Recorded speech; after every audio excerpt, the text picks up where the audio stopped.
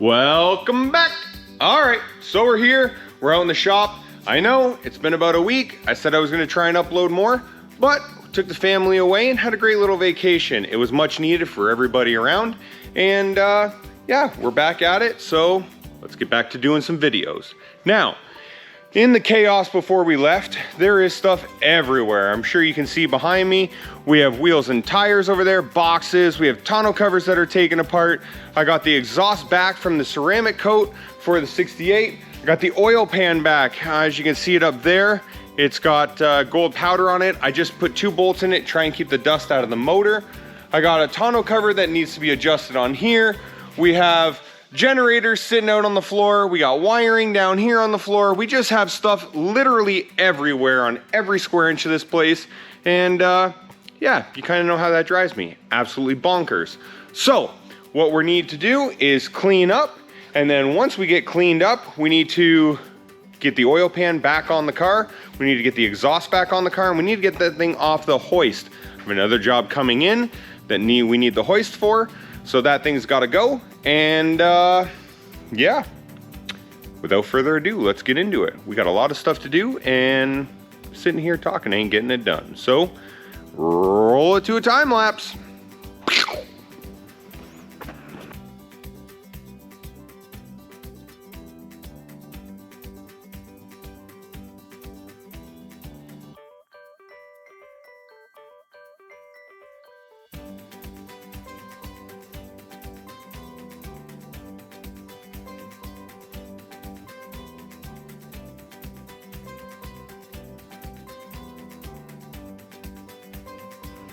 All right, so time lapse over, and we got this corner of the shop cleaned out. Yes, I know I still have to move the wheels, but the rest of it is cleared, all put away and done. I also went and really not very good at all, slid this exhaust up into place so it wasn't in the way. Now we're gonna move on to the next project of the night, and it is this tonneau cover. Like I mentioned, we had to do some adjustment here on this thing, and that's right here in this corner. As you can see, the track of the tonneau cover is out in front of this edge by, I don't know, about a ½ inch. And that stops the tailgate from closing all the way. So you always get a tailgate open message or whatever on the screen. And that is because this plastic bed liner that is installed in here, the track sits in front of it, and we need it to sit behind it. So we're gonna take that little oscillating tool, we're gonna cut a little window, and we're gonna slide this track back. We're gonna go over to the other side, do the same thing. And before you know it, we can slide this track forward, close the tonneau cover, close the tailgate, and life is good. So that's number 1 task, as it's supposed to rain a whole bunch this week. So that means I'm driving this thing instead of the Mustang. And yeah, we're gonna get that done. Next thing on the to-do list is once that's done, I can get this thing outside. We're gonna move the generator. We're gonna fill hydraulic fluid in the tractor. It had a couple leaky hydraulic lines here on the front arms. So those got fixed while I was away. Dad came in and fixed those. So we're gonna get hydraulic fluid topped off in this thing. This thing can move. We gotta get up on top, put those tires from over there, up on top, get a set of tires from there, down. And then we're gonna jump all the way over to the other side of the shop. And I'm going to, try to charge the batteries for the man lift. I know I said they were dead, and I think I may be able to save at least a couple of them. So we're gonna try and do that. If that fails, hey, we gave it a shot. Once that's done, we're gonna come back over to this side of the shop, get the oil pan on, hopefully get that exhaust wrapped up so that that's done. And then we can get that thing off the hoist and moved over to the far side of the shop. So lots of hustle and bustle and whatnot, but yeah, it is what it is. So that's my check-in for right now. I'm not gonna do another time lapse of this project, but what I will do is bring you back when I'm done, show you what we did, and move on to the next one. Bye-bye.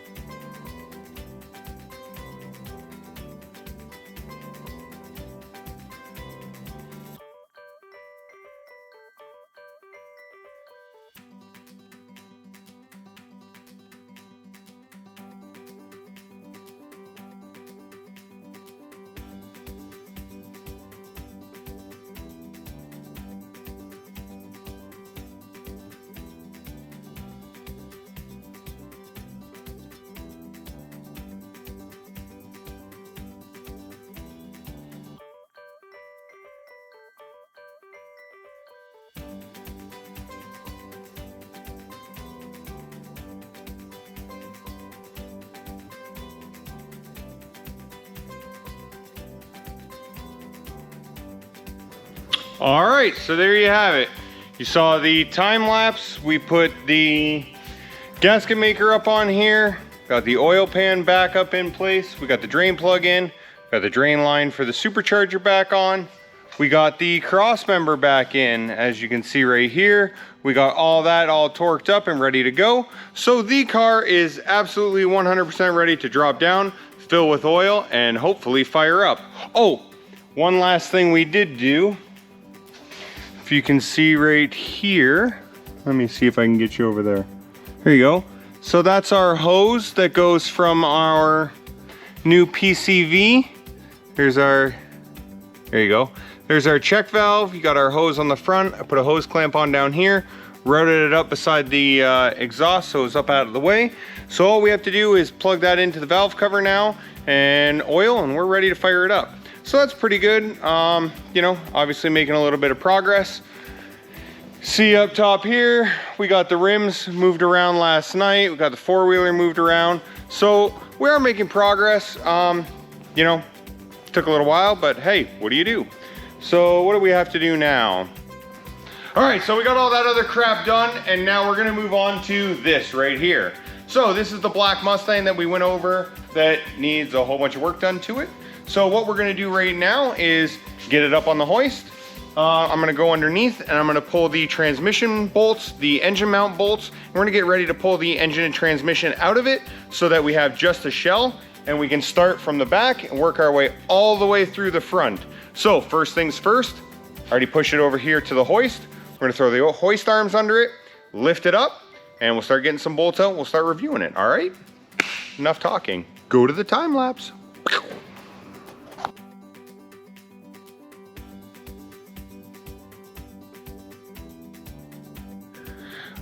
All right, so I'm gonna stop the time lapse right there because I thought what I was going to do was lift it all the way up, time lapse, you didn't have to see it, whatever, blah, blah, blah.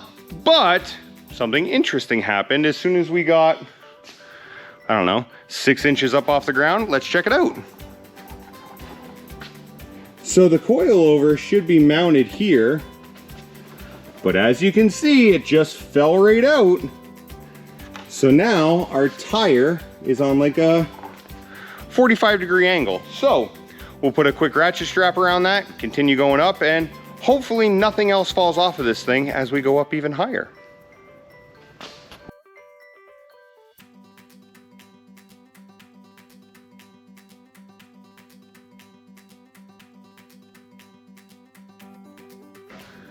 All right, so this is the first time we've been able to get this thing up in the air and or even really look at it. So I put the stands under it because, you know, that's just what I do. And I didn't look at it, so I'm gonna take the first look with you. Let's do it. We're gonna start off at the back. So like I said, this thing is mini tubbed. It's got a 315 on the back. So big, big, big, massive tire on it. Somebody did go through and make a really nice aluminum fuel cell. One thing that they did do was put the inlet, well, it'll be the outlet, but they put the fittings here on the side, which usually when you do something like this, you put them in the back. That way when you hit the throttle, it comes out. I have a whole other video about putting something, gas tanks and everything, so I'll put the link right now. So if you wanna watch that, you can do that. It'll show you how to do it, why to do it, everything else. So this would be not my ideal situation, but obviously it's here, so we're not gonna go and cut this thing apart and change it. So really nice fuel cell in here. Moving forward, we have nice QA1 coilovers. Here, let me get you up under here. So as you can see, we have the QA1 coilover. Let's see what they did. So really nice lower control arms. I don't know what make those are. Metco. So those are really nice, actually. I do like those. Billet aluminum arms. Adjustable uppers with Heim joints. So that's kind of nice. You know, you can adjust your pinion angle and everything off of that. Obviously, well, we're both finding out together, but there's no drive shaft in here. The exhaust is up in the car, so I already knew that that was in here. It's got weld-in subframe connectors up both sides that tie into your seat mount.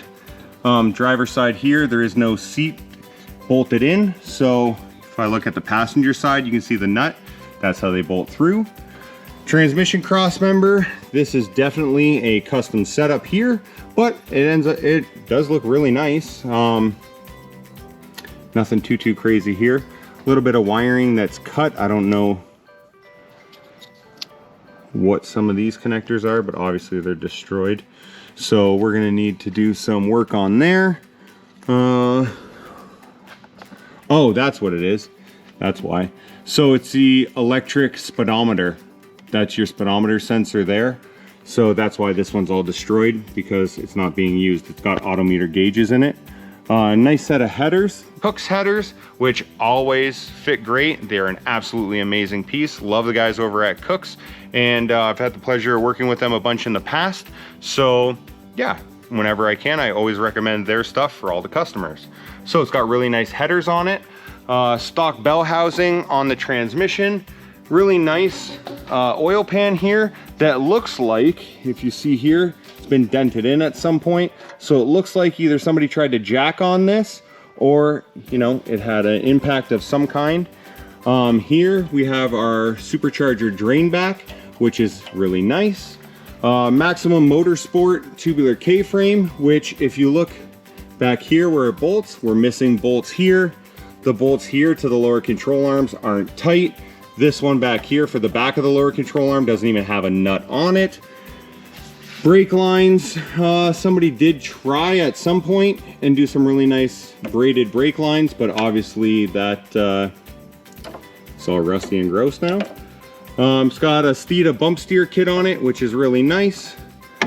That's not connected, so that's cool. Now it does look like here we have solid motor mounts. So like I was saying earlier, if you have a solid motor mount, you can mount the transmission solidly and you don't have to worry, so that is a good thing. Here we have two power wires that run, I don't know, all kind of weird. Up through here, goes up into there, and then through the cabin. So I would like to rerun all of those. Super low mount alternator, which is nice. Looks like it's a newer one wire setup, so that's nice. It does have a bunch of oil and crud on it, so we'll have to see where that all came from. What else? We'll just continue our way under here. It's manual rack, which is always nice. That's what I put in all my cars, so that's good. What is this? Oh, oil cooler. Okay, so he's got a shut off here on the AN line that goes up to the oil cooler. So that's kind of a cool little thing. I don't know why you would ever shut it off, but I guess if you wanted the option. Over here, same thing. This is the wheel or the coilover that fell off of there. So Steeda bump steer. You can see here the lock nuts. Let me get you right in. The jam nuts there for the coilover are all jacked.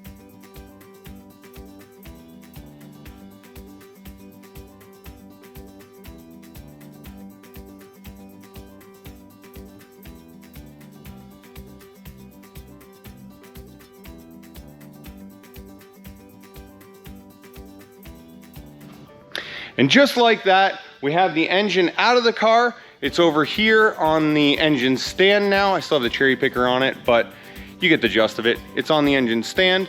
There's a couple little issues I'd like to go over with the engine. So we'll, tackle that probably in the next video here. But yeah, we got the engine out of it. So that's a good stepping stone. Next thing I did was I went off camera and pulled all the stuff out of it. If you remember, this thing was stacked up almost to the roof with parts. So we got all that out of there. I did leave some of the parts in here. Like you can see here, some AN fuel line. There's a couple for a radiator line. There's an A1000 fuel pump. So stuff like that that I'd like to try and start placing. Now I left in the car other stuff like door panels and speakers and the console, all that stuff I put up on the shelf. Since we're not going to need it right now, there's no point it cluttering up our way. So I'm going to take the carpet out of the car, take the car outside, wash it inside and out, so we're not climbing through dust and mouse poop and all that other stuff. We get all that stuff out of there, and then we have a nice clean starting point to start going through it. Next thing that we need to do on the car is I want to start underneath. Those coilover mounts on the back, I don't like the way that they are, so we're gonna cut them off. We're gonna put new mounts on it so that those are done, and then we'll tighten up all the rear suspension, move to the front, get all the front suspension done, so that once we get the engine and transmission bolted back together and back down in the car, we don't have to go back underneath and start doing suspension stuff. So that'll be first. Then we'll go ahead, once the engine and transmission are in, we'll run fuel lines, brake lines, exhaust, e-brake, all that kind of stuff that needs to be run underneath the car. We'll do all that first. So once the car drops down on the ground, that's the last time that, you know, we have to get underneath. There's nothing forgotten or anything like that. So that's kind of where we're at now, where we're gonna be going. And yeah, without further ado, let's wrap this video up. So, I'd like to say thank you to all the channel sponsors, which are always down in the description below. Make sure if you need anything, you go see those guys. They're absolutely incredible to deal with. I definitely wouldn't, you know, support or rep anybody that I don't use personally myself. Anyways, thanks a lot for getting this far in the video. I really do appreciate it. And hey, maybe we'll see you on the next one. Take it easy, guys. We'll catch ya, and yeah, do stuff.